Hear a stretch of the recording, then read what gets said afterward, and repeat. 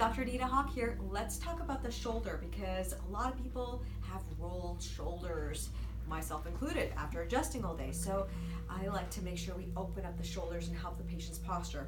The way I like to adjust the shoulders, either on the drop table because it's comfortable, but you can even do it without a drop. So I'm gonna cup his, right above the elbow joint. Just have my hand right there. Let his arm become heavy, like a heavy weight. Then I'm gonna put his arm kind of like I'm hugging it on the side. And the reason I'm doing that is because I want to pull down to traction. After I pull down, I'm going to use the most fleshy parts of my hand again to make it comfortable for the patient and go right on top of like kind of the pec muscle where it attaches on the humeral head. So you're going to go right on top there, and then I'm just going to step down a little bit, just drop my body weight down. So it's one motion, the traction and dropping at the exact same time. Let me do his other shoulder.